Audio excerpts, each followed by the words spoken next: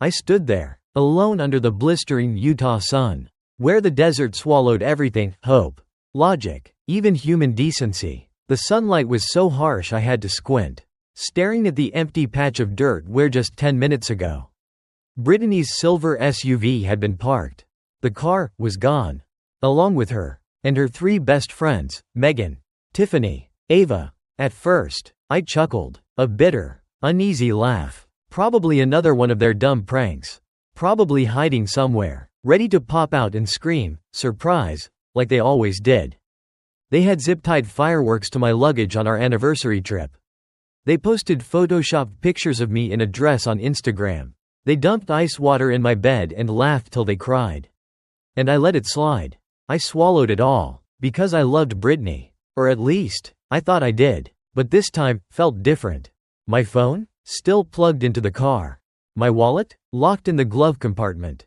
I, Jason Miller, had nothing but a worn-out t-shirt, old jeans, scuffed sneakers, and a hollow panic growing in my chest. The wind kicked up, slapping my face with desert dust. I turned back to the gas station, this rundown shack with one pump, a crooked tin roof, and a buzzing light that flickered like it belonged in a horror movie. I asked the station guy, an old man half-deaf and listening to a static-filled radio, "Did you see a silver SUV just leave?" He shrugged. Saw 4 girls laughing like hyenas as they drove off. Didn't see no guy with him. I sank onto the steps. Sweat rolled down my back. My hands were shaking. I had no clue what to do. No phone, no money, not a single soul in sight who gave a damn. I checked my watch. An hour and a half had passed. No one came back. I paced the lot, tried not to lose it. My fists clenched and unclenched. I replayed every insult, every eye roll, every time Brittany giggled at one of her friend's jokes at my expense. At Lake Powell, what was supposed to be a fun getaway, I was nothing more than the punchline. Brittany called me "safety dad" because I reminded them to buckle their seatbelts and not drink too much. Megan once poured a whole drink on my lap and didn't even say sorry. Ava snapped a picture of me passed out and posted it in their group chat. And Brittany just laughed. Never once stood up for me. I had stayed quiet for love. But maybe love wasn't what she ever gave me. Just as I was about to lose it, a truck engine rumbled in the distance. An old green pickup slowed to a stop, dust curling in the heat waves. A white-haired man in a worn ball cap leaned out the window. "You okay, son? You've been out here a while." I didn't answer. I just stood there, frozen, unsure if I could trust anyone. But then I nodded. "My ride left me. Can you take me somewhere?" He didn't pry, just popped open the door. "Hop in. I'll get you to Moab. There's a shelter there." The road stretched forever. I sat in silence, staring out the window. My thoughts spiraled. Brittany's smirk, Megan's sarcasm, Ava's phone camera. How could they just leave me? I should have called her, demanded answers, screamed. But I had no phone. And even if I did, I wasn't sure I wanted to. Out the window, the desert turned orange in the setting sun. Behind me was dust, betrayal, and silence. Ahead was Moab, a town I'd never been to. With no one waiting for me. I was walking into the unknown, empty-handed, heart shattered, and I had no idea that this would be the place where I'd start again. I woke up on a creaky bunk bed in the shelter, roused by coughing and the metallic clank of bed frames shifting. The smell of old coffee and stale sweat hung in the air like a warning sign. "You've officially hit rock bottom."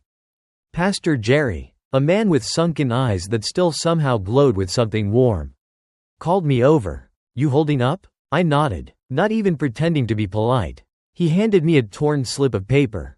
Handwritten, "Martha's kitchen, needs a dishwasher. Tell her Jerry sent you." I walked more than a mile.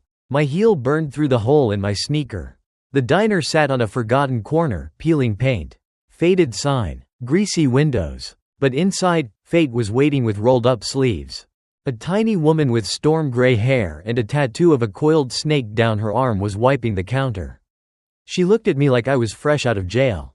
"You Jason?" "Yes, ma'am," Pastor Jerry said. "Don't care who Jerry is. You know how to wash dishes?" "Yes, I do." "You steal? You complain? You run your mouth?" I swallowed. "I just need a chance." She threw a stained apron at me, pointed toward the kitchen. "Get back there. Sinks already full. The first few days were hell. I washed hundreds of plates. Scorched pans. Burned soup pots that fogged up my glasses. Grease stuck in my hair. My ears. I didn't lift my head for hours. No one talked to me like a person. But weirdly, I felt safe. Nobody called me a joke. Nobody dumped beer on me and laughed. Nobody looked at me like I didn't belong. I worked in silence. At night, I scrubbed my hands with donated soap, trying to erase the oil stains. Slept on a bunk above a guy who snored like a dying lawnmower. But I had something Brittany never gave me. Peace. I kept going. Quiet. Determined. After 2 weeks, I scraped together enough to buy a $29 prepaid phone. No apps. No camera. Just calls and texts. I turned it on one rainy afternoon. Not long after, it rang. Brittany. Not a text. A call. I was still holding a sponge in the kitchen. My heart pounded like it was trying to break out of my chest. I didn't answer. I let it ring and die. A minute later, voicemail. Her voice, soft, shaky, that familiar manipulative sweet tone, came through. Jason, I know we took it too far. It was just a joke. Where are you? Everyone's worried. Then Megan texted. Dude, come on. That was hilarious. Don't tell me you're mad. I stood there, frozen. My hand trembled. They thought me being stranded in the desert was funny. I blocked Brittany, then Megan, then Ava. One by one. My hands shook as I tapped the screen, but when I finished, I exhaled. Like cutting a noose I didn't even realize had been tightening for years. That night, I lay in the shelter. In that cold room full of strangers. And for once, my eyes weren't wet. I wasn't the guy they left behind anymore. I was the guy finally, choosing to walk a different road. The next morning, I went back to the diner. Martha looked me up and down. Squinting. You don't look like the same sorry bastard who walked in here 2 weeks ago. I laughed. And for the first time in months, it was real. The city of Grand Junction came into view on a chilly fall morning. Just as the bus rolled in, I'd made it there with the cheapest ticket I could afford and a duffel bag that held exactly 2 shirts and a pair of socks. I found a tiny studio apartment above a laundromat. No furniture, no heat, no curtains, just a mattress on the floor, a hot plate, and a window that wouldn't close all the way. But it was mine, all mine. During the day, I still walked to Martha's kitchen. Martha had begun trusting me more. She let me prep vegetables, season meat, even take over the stove when she had one of her veterans meetings. I wasn't the dishwasher anymore. I was becoming part of something. And then, on one random, gray Tuesday, she walked in. She always sat at the same window side booth, deep eyes. Loosely tied hair, headphones in, surrounded by medical textbooks. Rachel Green. At first, I was just curious. She ordered the same thing every single time. Denver omelet, no tomatoes, extra coffee. Never looked up, never smiled, never spoke beyond the order. Just studied, and ate. I started messing around. Swapping name tags, Steve, Carl, Bob. No one ever noticed, but on the 3rd week, I pinned on one that read, Rusty. Walked over and said, usual, right? For the first time, Rachel looked up. She glanced at my tag. Then at my face. You're not Rusty. I laughed. You a doctor or a detective? She raised an eyebrow and smirked. Her first real reaction. I don't know why, but from that day on, I wanted more afternoon shifts. She always sat at that booth, ordered that same plate, and I always found a reason to hover near, refilling her coffee. Asking about her notes, wiping her table more than necessary. One day, she came in different, jeans, makeup, no books. She sat quietly, staring out the window. I walked over. No studying today? She shrugged. My friends bailed on dinner. I already booked the place. Didn't feel like eating alone.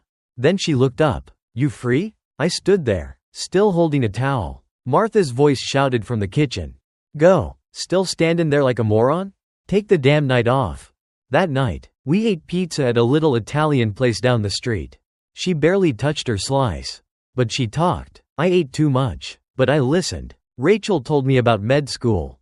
About losing her mom when she was 17. About how her dad always told her, be kind, even if no one else is. I told her about that gas station in Utah.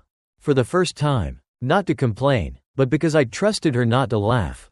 And she didn't. She just reached across the table, held my hand, soft, wordless. 6 months later, Rachel moved into my studio.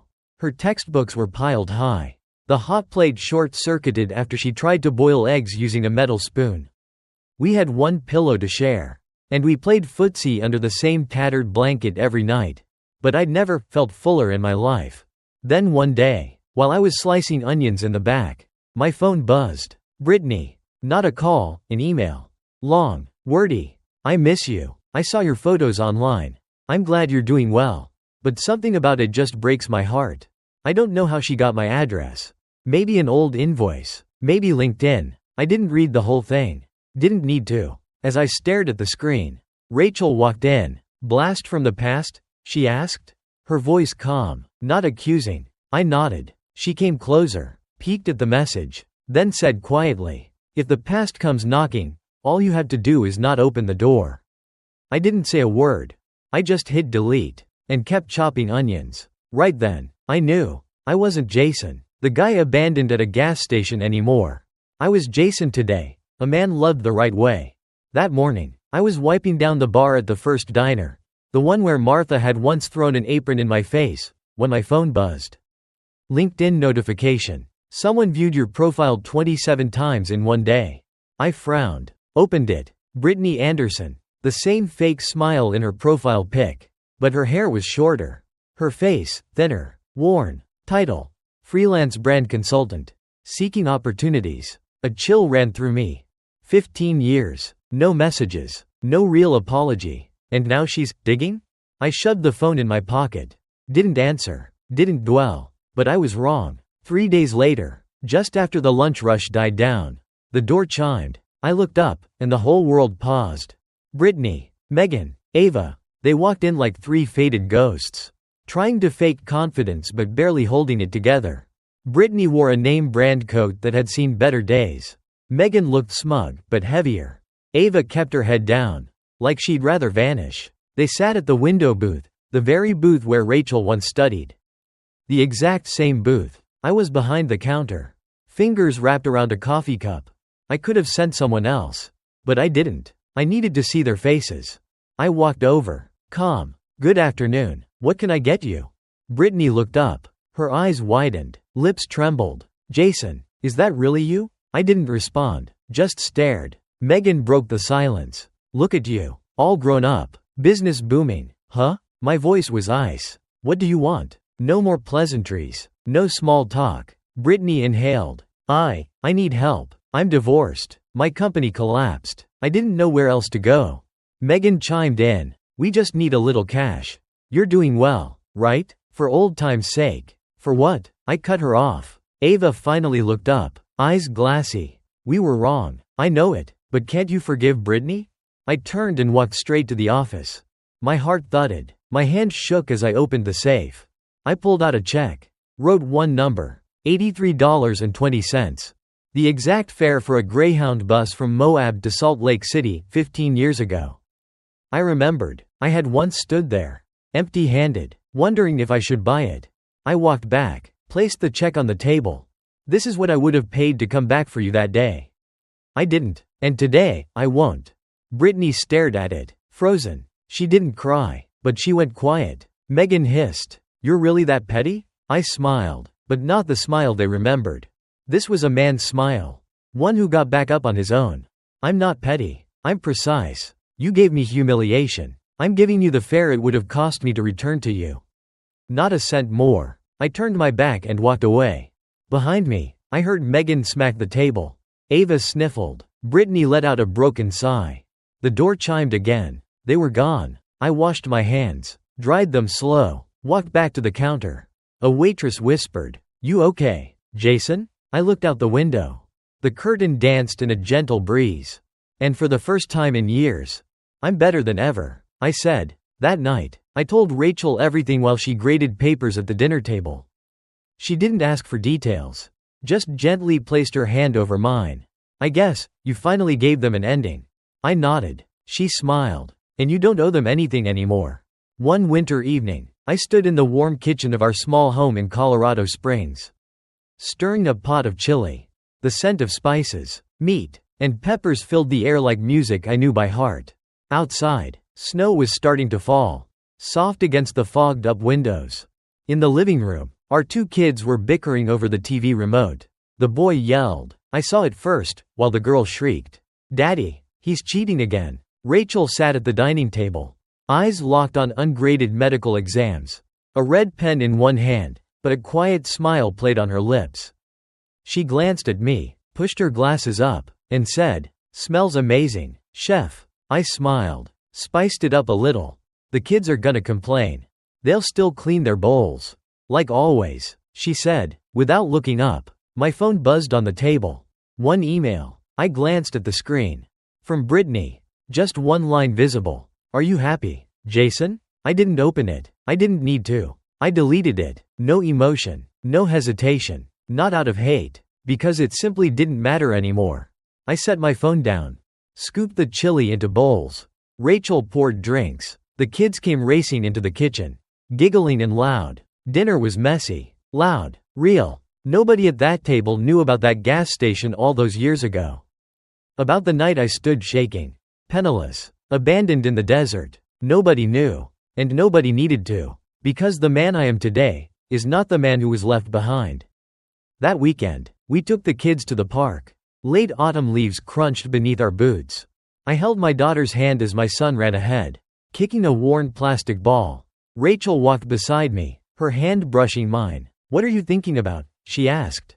Softly. I looked around, the trees, the sky, the laughter behind us. "I'm thinking." I paused. "Maybe this is the greatest win of my life." Rachel didn't press. She just squeezed my hand a little tighter. That night, after the kids were asleep, I sat on the porch, wrapped in a thin blanket, a cold beer in my hand. Rachel joined me, curled up beside me in silence. After a while, she said, "I'm proud of you." I looked at her. "For what?" "For not needing to beat anyone to win. For just living right. And you've done it." I didn't answer. I just held her hand tighter. Because she was right. They, the ones who left me, weren't part of my story anymore. Not because I destroyed them, but because I'd stopped needing them to matter. My life was filled with the sound of kids playing, the smell of warm food, a woman who loved me right, a job I showed up to with pride, and a heart I'd rebuilt myself. And that was the ending I never dared to hope for.